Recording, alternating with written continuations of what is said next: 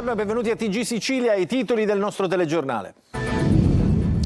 La multinazionale farmaceutica Pfizer annuncia la chiusura definitiva di 2 linee di produzione nello stabilimento di Catania, a rischio oltre 300 posti di lavoro. Si muove la politica per scongiurare i licenziamenti.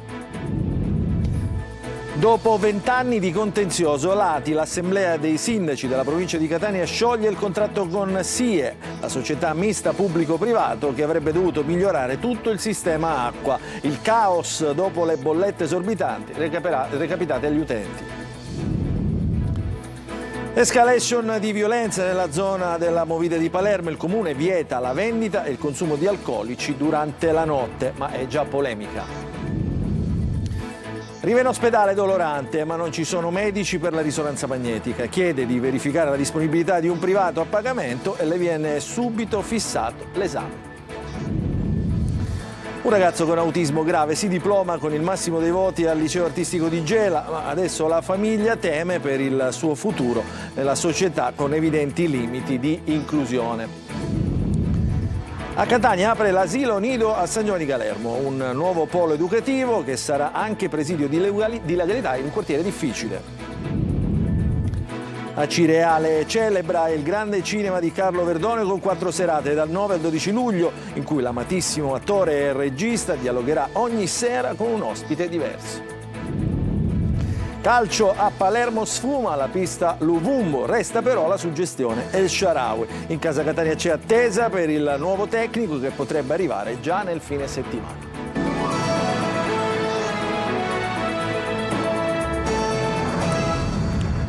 Ancora buongiorno. Dunque a Catania la multinazionale farmaceutica Pfizer ha annunciato la chiusura definitiva di 2 linee di produzione nello stabilimento etneo, una decisione che metterebbe a rischio oltre 300 posti di lavoro. Oggi pomeriggio l'assemblea dei lavoratori, il servizio di Orazio Longo. Non saranno più prodotti antibiotici liofilizzati penicillinici e le siringhe preriempite. Con questo verrà chiusa l'intera area PEN del sito dove si produce il farmaco Tazocin, il reparto 2 dove viene prodotto il metrotexate, causando una riduzione di 330 posti di lavoro su 543. Sono i numeri della crisi di Pfizer che ha annunciato l'avvio della procedura di dismissione di 2 linee del sito di Catania che coinvolgerà 196 lavoratori nell'area produzione penicillinica, 71 in quella non penicillinica e 63 funzioni trasversali. Un disastro, sociale che colpisce 330 padri di famiglia che nel frattempo hanno costruito un mutuo, sono fatti famiglia, tanti giovani che si ritroveranno senza un lavoro. Noi perdiamo un'eccellenza che è il sito che fa farmaci salvavita nella città di Catania, quindi un'eccellenza tutta siciliana. Ci aspettiamo che la Pfizer faccia un passo indietro e ritiri i licenziamenti. Per Pfizer la decisione di smantellare è dovuta a diversi fattori, tra cui la pressione competitiva dei farmaci generici e l'adozione di biologici innovativi in sostituzione di metrotexate. Per limitare gli effetti sul piano occupazionale, Pfizer non esclude la possibilità di cessione dell'azienda, di incentivazione all'esodo, di isopensione e ricollocazione interna o esterna per alcuni profili professionali. Il presidente della regione Schifani ha chiesto al ministro delle imprese del Made in Italy, Adolfo Urso, l'apertura entro luglio di un tavolo di crisi ministeriale per individuare soluzioni a tutela dei lavoratori e del futuro dello stabilimento. E adesso parliamo della gestione dell'acqua. Si prepara una nuova gara per scegliere il gestore unico dopo lo scioglimento del contratto con la SIE bocciata dai sindaci. Intanto il commissario per la depurazione Fabio Fatuzzo si riprende il ruolo e sblocca i finanziamenti che faranno ripartire le gare per i depuratori. Lorena Dolci. Si parte da una nuova gara per individuare il nuovo gestore unico. Dopo 20 anni di braccio di ferro, l'ATI, l'Assemblea dei Sindaci della provincia di Catania, ha mandato a casa SIE, la società mista pubblico-privata che avrebbe dovuto efficientare il sistema dell'acqua. Con lo scioglimento del contratto, ATI è pronta a fare una nuova gara per scegliere il nuovo gestore unico, ma una condizione: la certezza di avere delle risorse pubbliche e eventualmente delle risorse dei privati deve essere certificata prima nella partecipazione della gara. Gestione pubblica, mista o privata, spiega Mancuso, è una scelta ideologica su cui deciderà l'Assemblea dei Sindaci, dunque i partiti. Sui tempi. Stiamo lavorando da ieri, non da oggi, Riteniamo che prima dell'estate, insieme a tutti i colleghi nell'Assemblea, decideremo la forma. Gli uffici si impegnano a pubblicare già nel mese di settembre quella che è appunto il bando di gara. Se non basta che si sono persi 20 anni, la cattiva notizia per i cittadini è che qualunque sia il gestore scelto, i miglioramenti hanno un costo e le bollette saranno mediamente più care. La buona notizia è che alcuni nodi si sciolgono. Avendo ripreso, grazie alla delibera dell'ATI, dell'Assemblea dell'ATI dell'altro ieri, il mio ruolo di soggetto attuatore, io intendo mandare in gara tutti gli interventi che possono essere proposti in gara. A quanto ammontano questi investimenti? Per giù a 340 milioni. Fra le gare, quelle che riguardano i depuratori di Adrano, Mister Bianco, Mascali, alcuni lotti di Catania e l'allacciante di Aci Castello, bloccato da anni, che oltre al danno ambientale ci costano 150.000 euro al giorno di infrazioni comunitarie. Nel frattempo SIE ha l'obbligo di garantire il servizio idrico nei comuni che gestiva. Certo è che la battaglia giudiziaria andrà avanti. E poi c'è l'acqua, quella razionata nelle case, ma sprecata a fiumi, lungo strade e campagne. Siamo ad Agrigento, Licata, Canicattì, insomma tutto l'Agrigentino, dove si moltiplicano le segnalazioni di perdite nella rete idrica. Il servizio di Davide Sarto. Continua l'emergenza idrica nell'Agrigentino e oltre alla carenza d'acqua che da mesi mette in difficoltà migliaia di famiglie, cresce la protesta dei cittadini per le numerose perdite che interessano la rete di distribuzione. Le immagini arrivano da Villaseta, frazione di Agrigento, dove una consistente e clamorosa perdita d'acqua invade la carreggiata. Un vero paradosso per i residenti che da settimane fanno i conti con rubinetti spesso a secco. E quando l'acqua viene finalmente erogata, una parte consistente finisce dispersa lungo la strada. Ma Villaseta non è l'unico caso. Alla nostra redazione continuano ad arrivare foto e video inviati da cittadini esasperati. Perdite vengono segnalate in diverse zone di Agrigento, sia nell'area collinare che nella fascia balneare, con acqua che scorre inutilmente mentre molte utenze attendono ancora la distribuzione. Problemi analoghi vengono segnalati anche a Canicattì, dove non mancano le denunce per guasti e fuoriuscite dalla rete idrica.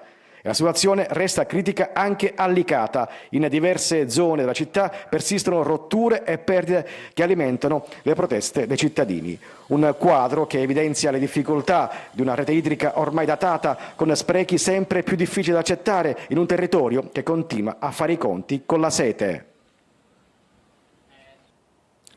Adesso torniamo sulla morte di Giulia Scimone, la quindicenne di Messina, investita e uccisa da un motociclista di 19 anni. Il ragazzo ha ammesso le sue responsabilità davanti al GIP, il giudice ha cambiato gli arresti domiciliari in restrizione in carcere. Sabato alle 16:30 ci saranno in cattedrale i funerali della ragazzina. Il servizio di Tonino De Mano.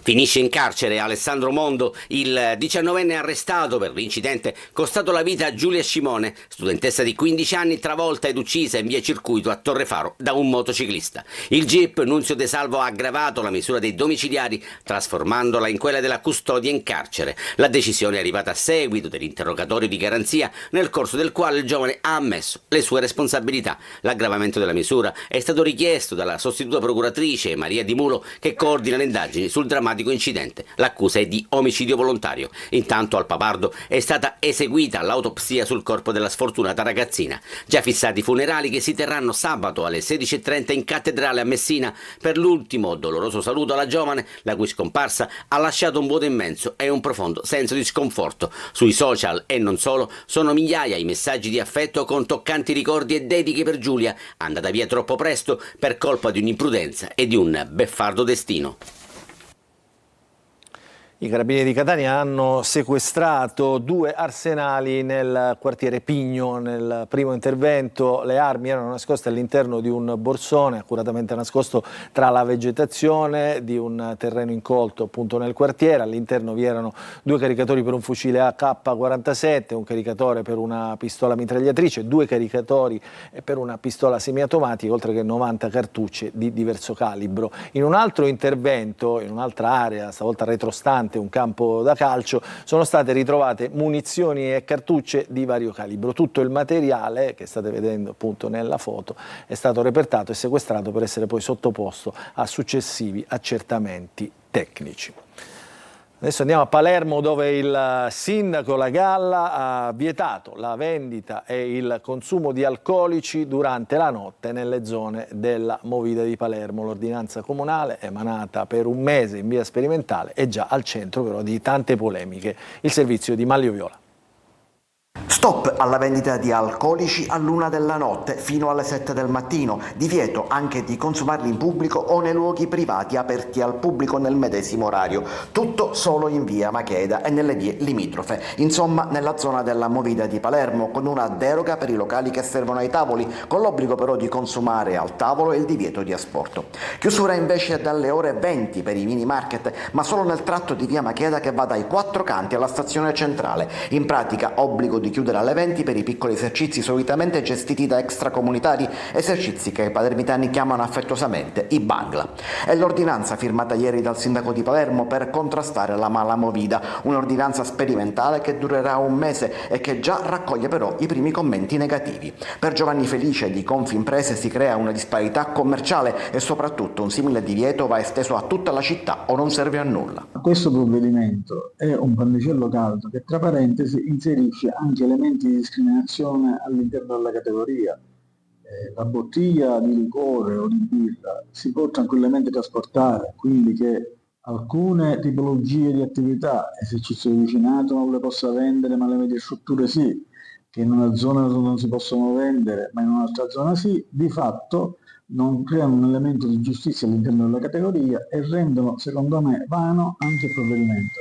Intanto i carabinieri mettono a segno l'ennesimo blitz in un'altra zona, allo ZN2, denunciati un 59enne e il figlio di 18 con le accuse di riciclaggio e minaccia a pubblico ufficiale. Durante le perquisizioni sono stati sequestrati una pistola a giocattolo priva del tappo rosso, un'auto con telaio contraffatto, una pistola semiautomatica con munizioni, oltre a 57 dosi di hashish e 14 di cocaina. Torniamo sull'omicidio di Piersanti Mattarella. Non ha portato alcun risultato l'esame del DNA sull'impronta trovata nella 126 usata dai killer che il 6 gennaio del 1980 assassinarono l'ex presidente della regione. La perizia, disposta alla luce delle nuove tecnologie, non ha prodotto risultati. L'esito non è significativo perché il residuo analizzato, scrivono i medici, non è utilizzabile.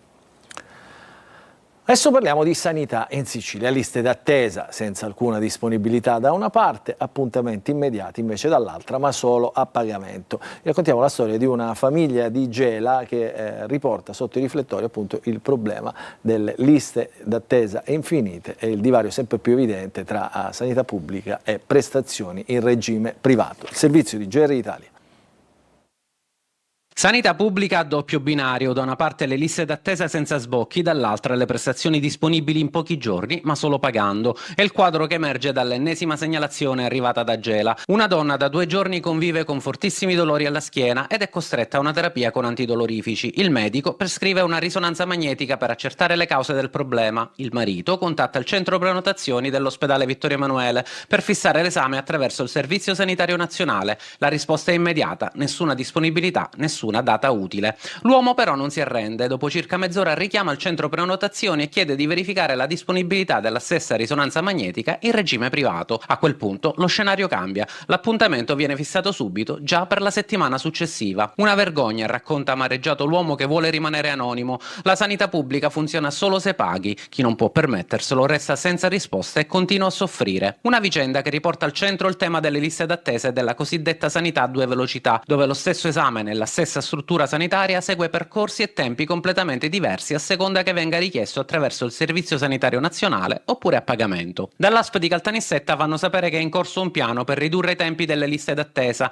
Intanto però casi come quello denunciato da questa famiglia continuano ad alimentare il malcontento dei cittadini che chiedono un accesso alle cure realmente garantito senza che la possibilità di ottenere una diagnosi in tempi rapidi dipenda dalla disponibilità economica.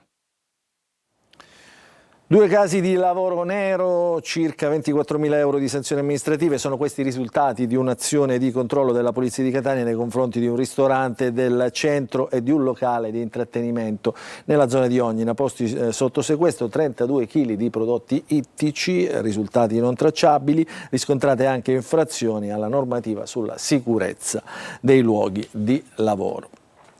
Adesso vi raccontiamo una storia di impegno, crescita ma anche inclusione, la storia di Simon di 20 anni affetto da autismo grave che ha concluso il suo percorso di studi al liceo artistico. Sentiamo il servizio. La maturità artistica con il voto di 100 centesimi. 100 su 100 è il voto che premia il percorso di Simon, 20 anni, autismo di terzo livello, diplomato all'indirizzo arti figurative del liceo artistico Ettore Majorana di Gela. Un traguardo accolto con l'abbraccio della famiglia, dei compagni e dei docenti che in questi 5 anni lo hanno accompagnato in un cammino di crescita fatto di piccoli passi e grandi conquiste. Simon era arrivato a scuola 5 anni fa con comportamenti problematici. Oggi presenta una tesina dedicata alle emozioni, all'arte, alla poesia e ai colori, il suo modo di raccontare il mondo collegando Leopardi, la filosofia e le arti figurative in un percorso personale e intenso. Una grande soddisfazione averlo visto crescere e veramente ed evolversi in questi 5 anni. Ha voluto e vuole continuare a crescere, stare in mezzo agli altri, alla società e avere opportunità che siano sempre per lui stimolanti. Una crescita resa possibile anche dalla sinergia tra scuola e famiglia, un lavoro di squadra che la dirigente scolastica indica come il vero motore di questo successo. E Simon guarda già al futuro con la spontaneità che lo contraddistingue. Simon, intanto sei felice di questo 100? Sì. Cosa vuoi fare adesso? Quello di vacanza, sì. Ma finita la festa arriva anche la riflessione. Per molte famiglie il diploma coincide con la fine di un percorso di sostegno costruito negli anni. Dopo la scuola le opportunità di inclusione sociale e lavorativa diventano poche e spesso insufficienti. Mi auguro che possa continuare a migliorare, che non subisca regressioni, perché comunque non ci sono ambienti che possano essere diciamo intercambiabili rispetto alla scuola dell'obbligo. E la preoccupazione di mamma Luisa è quella di tante altre famiglie, che i progressi conquistati con fatica non si fermino davanti al vuoto lasciato dalle istituzioni, perché il voto più importante adesso non è più quel 100 scritto sul diploma, ma quello che la società saprà dare all'inclusione di questi ragazzi. E a Catania è stato inaugurato un nuovo polo educativo per le famiglie, in mattinata il taglio del nastro del nuovo asilo nido Ginestra a Sagnoni Galermo. È andato per noi Tonino De Mana. La benedizione di padre Riccioli, il taglio del nastro dell'assessore ai servizi sociali Spoto, affiancata dal collega alla pubblica istruzione Guzzardi, la soddisfazione dei presenti. È in realtà l'apertura dell'asilo nido di Caseggiato Ginestra, ospitato all'interno dell'istituto comprensivo di Guardo Quasimodo, nel quartiere catanese periferico di San Giovanni Galermo. Il nuovo polo educativo è stato realizzato con l'obiettivo di ampliare l'offerta dei servizi per la prima infanzia e promuovere pari opportunità di accesso all'educazione sin dai primi anni di vita. Abbiamo voluto scegliere fortemente le zone più a rischio della città e soprattutto le zone più fragili, proprio per poter arrivare sempre in maniera più capillare a tutti i nuclei familiari. Saranno a settembre 21 e saranno ovviamente sparsi soprattutto nelle periferie. La nuova struttura rappresenta un importante investimento a favore delle famiglie e dell'infanzia. Qualcosa di fondamentale e unico che serve appunto come vero contrasto alla dispersione per crescere all'interno del territorio i bambini in modo sano. Il nido offrirà un servizio attivo dal lunedì al venerdì dalle 7:30 alle 16:30, rappresentando un ulteriore passo nel percorso di valorizzazione e di inclusione delle periferie cittadine.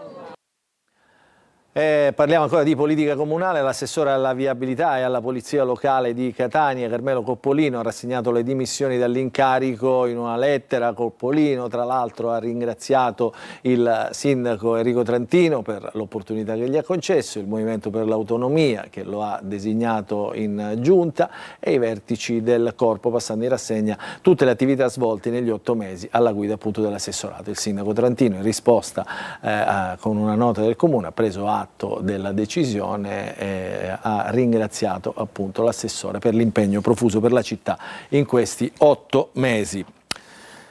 Adesso cambiamo decisamente argomento, andiamo ad Acireale che celebrerà il grande cinema di Carlo Verdone con 4 serate a lui dedicate e nel quale sarà presente appunto l'artista. Il servizio di Eva Spampinato.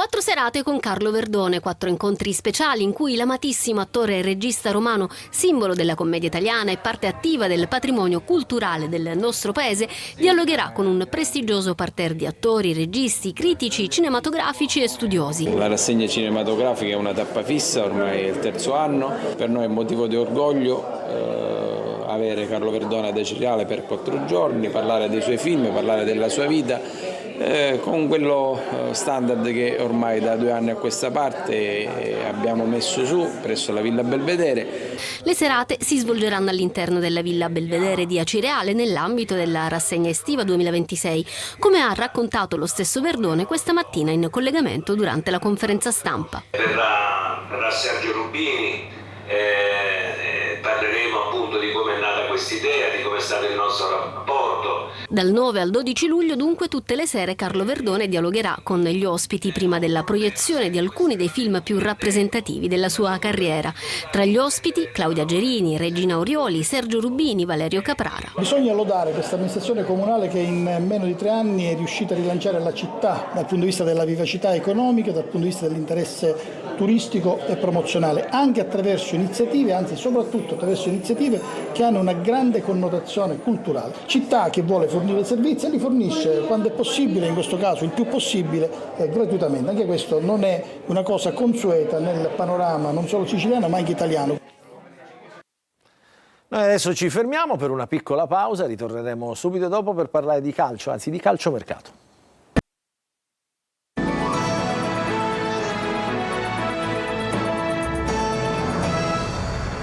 Rientriamo in diretta nella seconda parte del nostro telegiornale, apriamo la pagina dello sport, del calcio, cominciamo con il Palermo che è in attesa di ufficializzare altri colpi di mercato, abbandonata la pista Luvumbo, il DS Osti valuta adesso altri calciatori che ci dirà chi sono nel servizio Marco Gullà. Dopo aver ufficializzato Estevez e in attesa della fumata bianca per Hernani e Cassandro, il Palermo sembra allontanarsi da Zito Luvumbo. I continui tentennamenti e le esitazioni dell'esterno angolano del Cagliari nel dare il definitivo via libera al trasferimento in Sicilia hanno convinto il direttore sportivo Osti a rompere gli indugi. La dirigenza di Viale del Fante non punterà sul Luvumbo e quindi caccia ad un nuovo esterno. Tra i nomi sul taccuino spicca quello di Alquist del Parma e restano vive le candidature di Bragantini e Marras, entrambi del Mantova, oltre all'idea Ghiedemis del Frosinone. La suggestione che porta Stefan El Shaarawy viene considerata del tutto improbabile e priva di riscontri reali. Rimane invece sempre vigile l'attenzione sul Rui Modesto dell'Udinese, sebbene presenti caratteristiche differenti rispetto all'identikit originario. Sullo sfondo continuano a essere monitorate con attenzione le piste che conducono a Mattia Compagnone del Venezia e al giovane Rao di proprietà del Napoli. Sul fronte uscite il club ha salutato Gomis, Beresischi, Veroli e Giovane. Gomez, Brunori e Blen non rientrano nel progetto e non andranno in ritiro, mentre Corona e Vasic potrebbero iniziare la preparazione in attesa di una sistemazione. Adesso parliamo del Catania, il nuovo Catania di Pelligra che comincia a prendere forma dopo l'ufficializzazione del DS Fortunato Varrà. Il club è pronto ad annunciare anche il nuovo allenatore Emilio Longo. Il servizio di Angelo Gagliano. Tra ufficializzazioni, il DS Varrà, suggestioni, l'indimenticato Papu Gomez e l'attesa per il nuovo tecnico Longo, segnalato già in città, il Catania pianifica la nuova stagione con l'obiettivo, sfumato anche nell'ultimo anno, di tornare tra i cadetti, sapendo che ancora una volta la concorrenza sarà agguerrita. La firma di Varrà, che a Napoli ha ricoperto la carica di responsabile dei giocatori in prestito, è un punto fermo da cui ripartire. L'altro tassello sarà quello dell'allenatore, con cui sedersi attorno ad un tavolo per programmare la campagna acquisti. Il nuovo Catania sarà più giovane, dinamico e offensivo. Da qui partiranno le valutazioni per trovare i prospetti utili alla causa rossazzurra.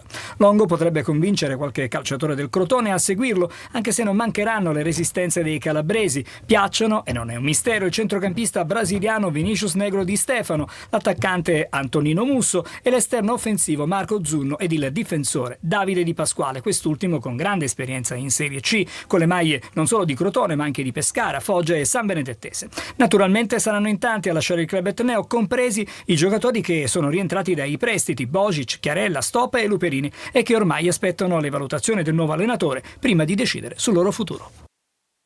Questa era l'ultima notizia per questa edizione del nostro telegiornale. Vi ricordo che l'informazione su Antenna Sicilia ritornerà questa sera alle 20. Per quanto ci riguarda non ci resta che ringraziarvi e augurarvi un buon proseguimento di giornata a tutti.